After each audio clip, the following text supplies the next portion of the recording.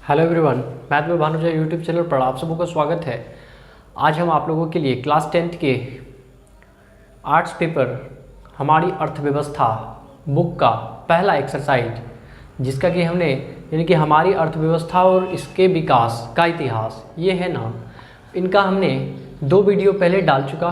मैंने इन 2 वीडियो हमने इनका पहले अपलोड कर दिया हूँ और इस वीडियो में हम आज ये जानेंगे कि हमारी अर्थव्यवस्था कितने प्रकार की है, क्योंकि हमने सबसे पहला वीडियो में अर्थव्यवस्था होता क्या है, इनका इतिहास के बारे में थोड़ा बहुत जाना, और दूसरा वीडियो हमारा था अर्थव्यवस्था के क्षेत्र पे, और इनके बाद ये मेरा तीसरा वीडियो है अर्थव्यवस्था के प्रकार कितने होते हैं।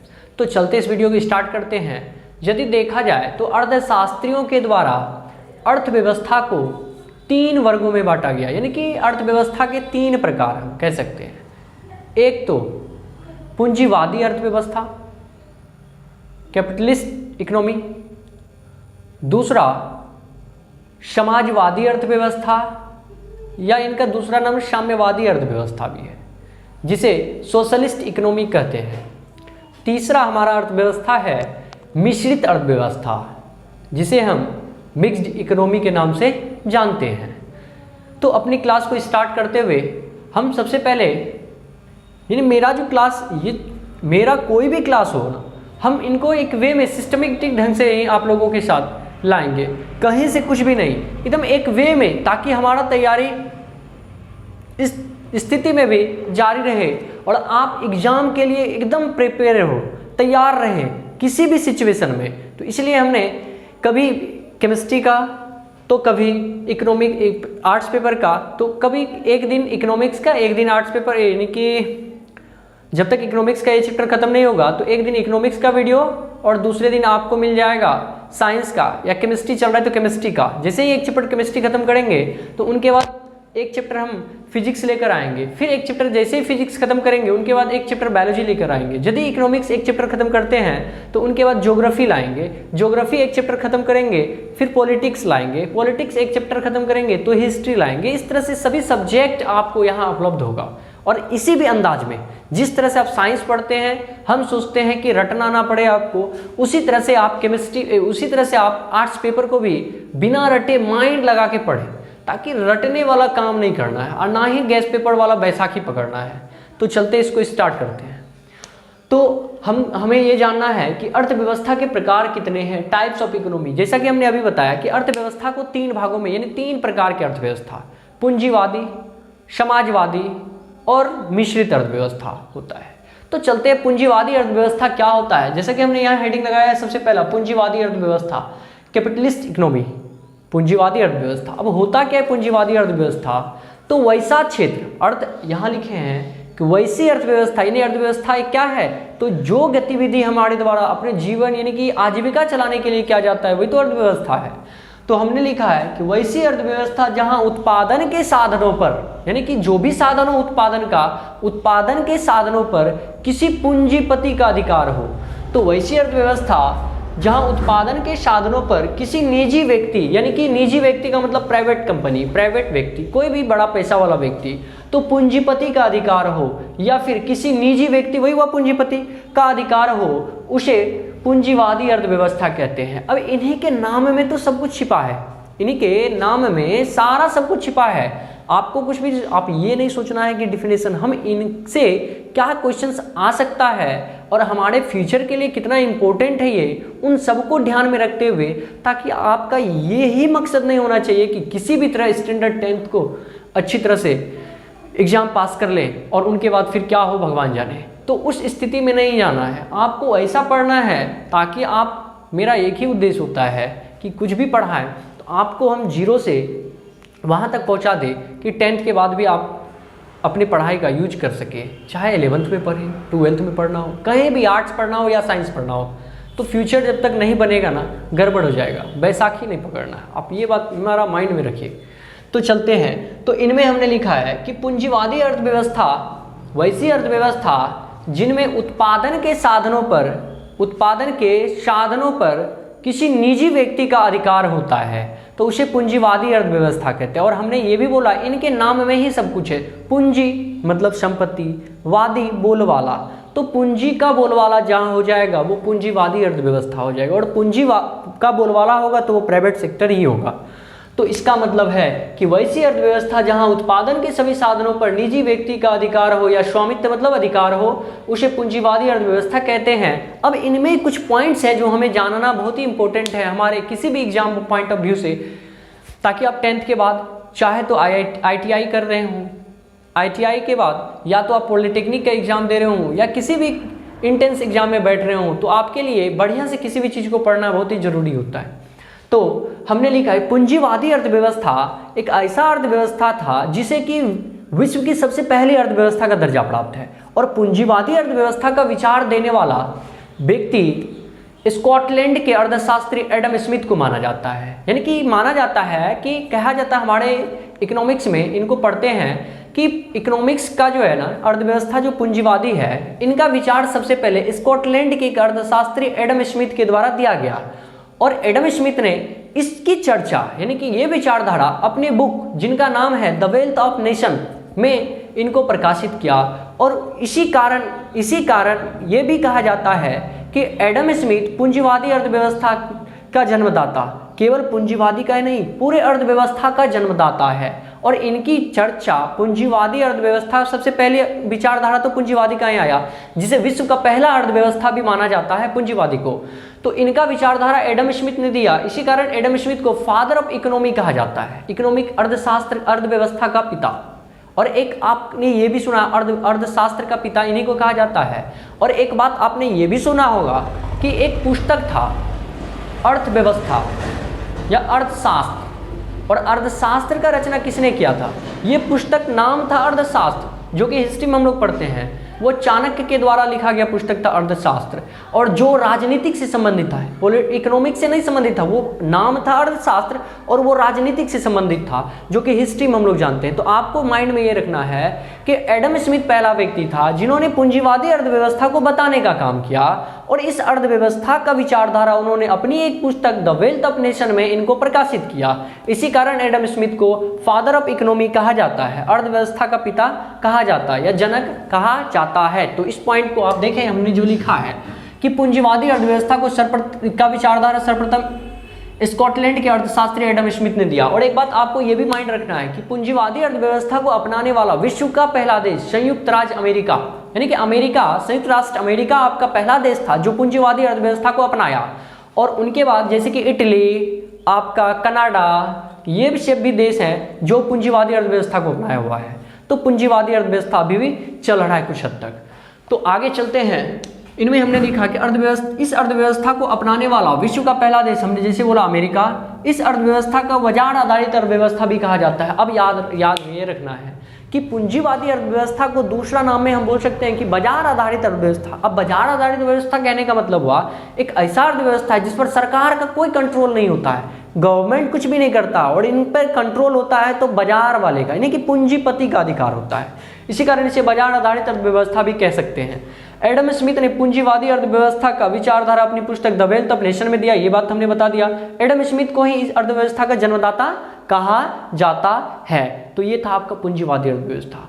आई होप कि आपको पूंजीवादी अर्थव्यवस्था समझ में आया होगा। पूंजी मतलब संपत्ति, वादी मतलब बोलवाला, पूंजी का बोलवाला, अर्थात वैसी अर्थव्यवस्था जिसमें कि पूंजीपति यानी किसी निजी व्यक्ति का अधिकार होता है, सरकार का कोई हस्तक्षेप नहीं होता है, तो वो पूंजीवादी होता है। चलते हैं नेक्स्ट, साम्यवादी अर्थव्यवस्था। आई होप कि आपको अच्छा लग रहा है। यदि अच्छा लग रहा है लाइक करें, यदि आप नए हैं तो हमारे चैनल को सब्सक्राइब करें, और अपने दोस्तों को इतना इस वीडियो को फैलाएं ताकि वो उनको भी जो कि गैस पेपर लेके रटते रहते हैं वो भी पढ़ना शुरू कर दे। तो इसलिए आई होप कि आपको अच्छे से समझ में आ रहा होगा। तो चलते हैं नेक्स्ट, साम्यवादी अर्थव्यवस्था या समाजवादी। अब देखिए यहाँ समाजवादी यानी समाज का बोलबाला जहाँ होगा समाजवादी अर्थव्यवस्था होगा। और समाजवादी अर्थव्यवस्था यदि देखें तो वैसी अर्थव्यवस्था, ध्यान समझिएगा, जब क्लास लास्ट होगा तो हम ये आपसे पूछेंगे, 2-4 क्वेश्चंस आपसे करेंगे और आपको ये बताना होगा कि कौन सी अर्थव्यवस्था सबसे अच्छी है, पूंजीवादी, समाजवादी या मिश्रित। यदि मिश्रित अच्छी है तो क्यों है, समाजवादी अच्छी है तो क्यों है, पूंजीवादी अच्छी है तो क्यों है, और कौन सा अर्थव्यवस्था से डेवलपमेंट सबसे अधिक जल्दी से होगा। ये सारे बात आपके माइंड में आना चाहिए, सिर्फ पढ़ने से नहीं होगा, इसको एनालिसिस भी करना होगा आपको। तो चलिए, साम्यवादी अर्थव्यवस्था वैसी अर्थव्यवस्था जहां उत्पादन के साधनों पर स्वामित्व सरकार का होता है। यहाँ क्या इनका था? पूंजीवादी, पूंजीपति का, यानी किसी निजी व्यक्ति का। और यहाँ अधिकार कहाँ है? संपत्ति उत्पादन के साधनों पर अधिकार किनका है? तो किसी यानी कि सरकार का है। समाजवादी में उत्पादन के सभी साधनों पर अधिकार सरकार का होता है। तो हमने ये भी लिखा वैसी अर्थव्यवस्था जहां उत्पादन के साधनों पर स्वामित्व सरकार का होता है तथा इस साधनों का प्रयोग सरकार समाज यानी जनता के कल्याण के लिए करते हैं, जनता के कल्याण के लिए करते हैं। तो हमने लिखा जिनका प्रयोग सरकार सामाजिक कल्याण के लिए यानी समाज में रहने वाले सभी व्यक्ति के कल्याण के लिए करते हैं तो उसे समाजवादी अर्थव्यवस्था कहते हैं। तो समाजवादी अर्थव्यवस्था आपको समझ में आया होगा कि वैसी अर्थव्यवस्था जिनमें उत्पादन के साधनों पर स्वामित्व सरकार का होता है, यानी एक मालिकाना अधिकार यानी अधिकार सरकार का होता है और उसका प्रयोग सरकार यानी जिसका प्रयोग यानी जिसका मतलब क्या? उत्पादन के साधनों का प्रयोग सरकार समाज के कल्याण के लिए करते हैं। अब इसमें कुछ पॉइंट्स लिखे हैं, तो पहला पॉइंट इसमें भी वही होगा कि समाजवादी अर्थव्यवस्था का विचारधारा आखिर दिया कौन?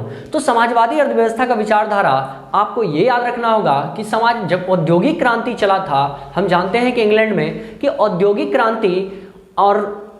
क्रांति जब चला तो उस दौरान हुआ क्या कि बहुत सारे नए नए खोज हुए और फैक्ट्रियां लगना शुरू हो गई और जो मजदूर बेरोजगार हो रहे थे तो उन यानी कि नई नई तकनीक आने की वजह से जो काम व्यक्तियों द्वारा कराया जा रहा था वो और वहाँ उसके व्यक्तियों के जगह पे यानी कि जो मजदूर काम कर रहे थे फैक्ट्री में उनके जगह पे नए नए मशीनों का प्रयोग किया जाने लगा। तो इसी कारण हुआ क्या कि और ये औद्योगिक क्रांति का बात आपको पता होगा, हिस्ट्री में यदि नहीं पढ़े हैं तो हम पढ़ाएंगे आपको कि औद्योगिक क्रांति का शुरुआत सबसे पहले इंग्लैंड से होता है। और इंग्लैंड में क्योंकि हौर मची थी फैक्ट्रियां लगाने की और इसी कारण इंग्लैंड में औद्योगिक क्रांति की शुरुआत हुई और इसी दौरान इंग्लैंड में क्या हुआ तो अधिकतर मजदूर जो थे बेरोजगार हो गए और बेरोजगार होने के बाद उन्हें रोजगार नहीं मिलने लगा क्योंकि उद्योग लगाने की हौर लगी और वहां पूंजीपति का अधिकार होता था और पूंजीपति अपनी मनमाने ढंग से मजदूरों से काम कराया करते थे और उन अपने मन से मतलब उनके अधिकार में जितना वेतन होना चाहिए था उनको नहीं मिल पाता था। तो उस स्थिति पर चिंता व्यक्त करते हुए जर्मनी के दार्शनिक कार्ल मार्क्स, नाम आपको हिस्ट्री में पढ़े होंगे, यदि पढ़े होंगे तो आपको पता होगा कार्ल मार्क्स, दास कैपिटल है ना। तो कार्ल मार्क्स ने जो कि जर्मनी का था, जर्मन का एक दार्शनिक था कार्ल मार्क्स और वो इंग्लैंड जब उनको जर्मनी से निष्कासित कर दिया गया वो इंग्लैंड गए और वहाँ की स्थिति को जब उन्होंने देखा तो उनके एक मित्र थे फ्रेडरिक एंजल्स, उनके साथ इन्होंने मिलकर यानी कि उन मजदूरों की स्थिति को समझा और एक विचारधारा दिया और यही विचारधारा था समाजवादी अर्थव्यवस्था। क्योंकि सरकार का कंट्रोल यदि हो जाए तो समाज पर यानी कि पूंजीपति का कंट्रोल हट जाए और सरकार का कंट्रोल हो जाए तो समस्त जनता का कल्याण होने लगेगा। ये उनका मानना था, मेरा मानना नहीं है, वो उनका मानना था। आपका भी नहीं होना चाहिए मानना ये, क्योंकि ऐसा हो भी नहीं सकता है जनता का कल्याण सरकार से हो जाए। ध्यान से समझिएगा क्योंकि इकोनॉमिक्स आपको बहुत अच्छी तरह से पढ़नी है ताकि आप, क्योंकि ये आपके लाइफ में एनी टाइम काम देने वाला चीज है। तो हमने लिखा है कि वैसी अर्थव्यवस्था जहां उत्पादन के साधनों पर स्वामित्व सरकार का होता है तथा जिनका प्रयोग सरकार सामाजिक कल्याण के लिए करता है। और समाजवादी अर्थव्यवस्था का विचार जर्मनी के दार्शनिक, नोट्स लिखे हैं ना, नोट्स का पहला नोट्स का पॉइंट है कि सामाजिक अर्थव्यवस्था का विचारधारा जर्मनी के दार्शनिक कार्ल मार्क्स ने दिया। कार्ल मार्क्स ने दिया क्योंकि कार्ल मार्क्स ने इनकी विचारधारा अपनी पुस्तक दास कैपिटल नामक पुस्तक है कार्ल मार्क्स की, जिसमें इन्होंने अपनी विचारधारा को रखा पूंजीवादी अर्थव्यवस्था की विचारधारा। और हम इनको डिटेल में हिस्ट्री में पढ़ेंगे। हमने बताया कि औद्योगिक क्रांति पढ़ेंगे, फिर से कार्ल मार्क्स पढ़ेंगे, उनकी विचारधारा पढ़ेंगे, क्या क्या बताया, क्या किया, सारे बात को वहां जानना है। सिर्फ आपको ये याद रखना है कि समाजवादी अर्थव्यवस्था का विचारधारा कार्ल मार्क्स ने दिया और इसकी चर्चा उन्होंने अपनी पुस्तक दास कैपिटल में किया। ये भी एग्जाम में आता है, दास कैपिटल की रचना किसने की? तो दास कैपिटल की रचना कार्ल मार्क्स ने की है, कार्ल मार्क्स ने की और 1860 में। तीसरा बात, समाजवादी अर्थव्यवस्था को अपनाने वाला विश्व का पहला देश रूस। अब ध्यान से समझिए, अमेरिका और रूस को बोलते थे, तभी रूस नहीं बोल सकते, सोवियत संघ, और सोवियत संघ ही रूस बना। और कब बना वो हम बताएंगे आपको कि जब आप क्लास 12 में जाइएगा तो सोवियत संघ और से रूस का बनना, सोवियत संघ से रूस का बनना, ये कैसे हुआ, क्यों हुआ, तो ये सारे बात को जानेंगे, क्या रीजन था। तो समाजवादी अर्थव्यवस्था को अपनाने वाला विश्व का प्रथम देश सोवियत संघ रूस था। समाजवादी अर्थव्यवस्था को एक्सेप्ट करने वाला विश्व का प्रथम पहला देश रूस था। तो अब चलते हैं मिश्रित अर्थव्यवस्था। आई होप कि ये भी समाजवादी अर्थव्यवस्था भी समझ में आया होगा। इसमें पूंजीपति का अधिकार, वैसी अर्थव्यवस्था जिस पर पूंजीपति का अधिकार हो, और ये ऐसी अर्थव्यवस्था जिसमें सरकार का अधिकार हो और पूंजीपति का नहीं। अब आते हैं मिश्रित अर्थव्यवस्था। अब ध्यान से समझिए, जब औद्योगिक क्रांति हुआ तो उनके बाद विश्व आर्थिक मंदी आ गई 1929 में, और विश्व आर्थिक मंदी की शुरुआत सबसे पहले अमेरिका से होता है। और विश्व आर्थिक मंदी जब आया तो इंग्लैंड के अर्थशास्त्री John Maynard Keynes, John Maynard Keynes, England के अर्थशास्त्री ने एक विचारधारा दिया। उनका कहना था कि ये औद्योगिक क्रांति के कारण ना इतना औद्योगिक क्रांति हुआ, और उनके बाद अमेरिका में विश्व आर्थिक मंदी आ गई। विश्व आर्थिक मंदी क्या है ये भी हम वही जानेंगे, क्योंकि आप मेरे साथ बने रहें, आप बच्चों को जोड़ें मेरे साथ, ताकि उनको लगे कि हम कुछ सीख रहे हैं। ऐसा नहीं कि हम सिर्फ गैस पेपर रट्टा मार दिए, आपको हम हमेशा गैस पेपर पे जोड़ दे रहे हैं कि गैस पेपर लाइफ में कभी भी नहीं पढ़ना है। कोई ऐसा सिचुएशन नहीं है कि बिना गैस पेपर का हम नहीं निकल सकते हैं। तो आप बुक ही लीजिए, एनसीईआरटी बुक खरीदिए, इतना रटिए उनको कि गैस पेपर की तरह रट लीजिए। वही समझिए गैस पेपर है, मेरे पास वही चारा है, उनको रटते रहिए। एक दिन जरूर ऐसा आएगा कि आपको एहसास होगा कि गैस पेपर कितना आपको पीछे ले जाता है, और बुक आपके माइंड को डेवलप भी करेगा। तो चलते हैं मिश्रित अर्थव्यवस्था। तो वैसी अर्थव्यवस्था जहां उत्पादन के साधनों पर स्वामित्व सरकार तथा निजी व्यक्तियों के पास होता है, यानी कि उत्पादन, यानी कि John Maynard Keynes, John Maynard खिन्स के बारे में बता रहे थे। तो जॉन मेनार्ड खिन्स ने ऐसा व्यवस्था किया कि देखा उन्होंने कि जब पूंजीवादी अर्थव्यवस्था था तो वहां जनता परेशान होती थी। जब समाजवादी अर्थव्यवस्था आ गया तो सरकार के अंदर में सब कुछ आ गया, और वो जो विकास की कल्पना कार्ल मार्क्स ने की थी वो विकास नहीं होने लगा। तो इन्हीं उद्देश्य से, क्योंकि जब विश्व आर्थिक मंदी लगा अमेरिका में हुआ शुरुआत, तो इंग्लैंड के अर्थशास्त्री जॉन मेनार्ड खिन्स ने सोचा कि क्यों ना एक ऐसा अर्थव्यवस्था का विचारधारा दिया जाए जिससे कि यानी कि ये सिचुएशन जो है ना वो खत्म हो जाए, यानी कि विश्व आर्थिक मंदी और जनता इससे भी परेशान रहते थे। तो इन्होंने क्या किया, एक अर्थव्यवस्था का विचार दिया। इन्होंने दोनों को लिया और मिला दिया, पूंजीवादी और साम्यवादी दोनों को मिला जब दिया तो एक अर्थव्यवस्था का नाम दिया जिसे मिश्रित अर्थव्यवस्था कहते हैं। तो आपको ये याद रखना है कि मिश्रित अर्थव्यवस्था किसे कहते हैं, वैसी अर्थव्यवस्था जिसमें उत्पादन के साधनों पर सरकार तथा किसी निजी कंपनियों का अधिकार होता है। इनका मतलब दोनों का। अब तो यहाँ सरकार भी आ गई और कोई निजी कंपनी भी आ गया। इसका मतलब निजी कंपनी, पूंजीवादी, सरकार, साम्यवादी दोनों मिल गया तो मिश्रित हो गया, मिक्स्ड इकोनॉमी हो गया। तो वैसी अर्थव्यवस्था जहां उत्पादन के साधनों पर स्वामित्व सरकार तथा निजी व्यक्ति या कंपनी के पास होता है उसे मिश्रित अर्थव्यवस्था कहते हैं। अब नोट लिखा है, मिश्रित अर्थव्यवस्था का विचारधारा देने वाला इंग्लैंड, और इसको अपनाने वाला विश्व का पहला देश फ्रांस होगा।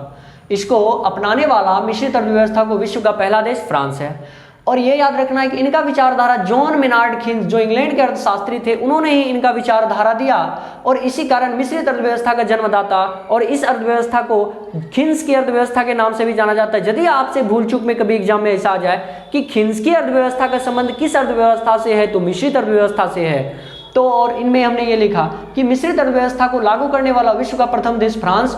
अब ये बात याद रखना है सबसे इंपॉर्टेंट, भारत में मिश्रित अर्थव्यवस्था, ये क्वेश्चंस आपके एग्जाम में पूछता है। और भारत में मिश्रित अर्थव्यवस्था कब लागू हुआ ये भी पूछ सकता है, पूछा नहीं गया है तो पूछ सकता है। तो भारत में मिश्रित अर्थव्यवस्था याद रखना है आज़ादी के 1 साल बाद, यानी 1947 में आज़ाद हुए, 1948 में भारत में मिश्रित अर्थव्यवस्था का शुरुआत हुआ है। 1948 में भारत में मिश्रित अर्थव्यवस्था की शुरुआत हुई है, और अभी वर्तमान में दुनिया के प्राय देशों में मिश्रित अर्थव्यवस्था ही लागू है। तो ओके, यहाँ तक हम, आई होप कि यहाँ तक आप सभी को समझ में आया होगा। यदि ये वीडियो अच्छा लगे ना, आप इसको अधिक से अधिक शेयर करें, ताकि आपके साथ साथ आपके मित्र दोस्त भी पढ़ सके ना। सब पढ़ेंगे सब बढ़ेंगे। तो इसलिए ना मोदी जी का मोटो क्या है, पढ़ेगा इंडिया तभी तो बढ़ेगा इंडिया। यदि पढ़ेगा नहीं इंडिया तो कैसे बढ़ेगा इंडिया। अब इस सिचुएशन में हम देख रहे हैं कि इंडिया कितना पीछे जा रहा है। यदि हम लोग पढ़ाई नहीं करें, अच्छी ढंग से पढ़े नहीं, तो फिर आने वाला जनरेशन फिर पीछे जाने लगेगा। तो इस आई होप कि आप सभी को ये अच्छा लगा होगा। यदि अच्छा लगा होगा तो इसको इतना शेयर करें ताकि उन लोगों तक भी पहुंच जाए जिसको कि अर्थव्यवस्था कुछ भी नहीं समझ में आ रहा है और लग रहा है कि एक पहाड़ के जैसा। तो तब मिलते हैं नेक्स्ट वीडियो में। अगला वीडियो फिर आप लोगों के लिए लेकर आऊँगा। तब तक के लिए धन्यवाद।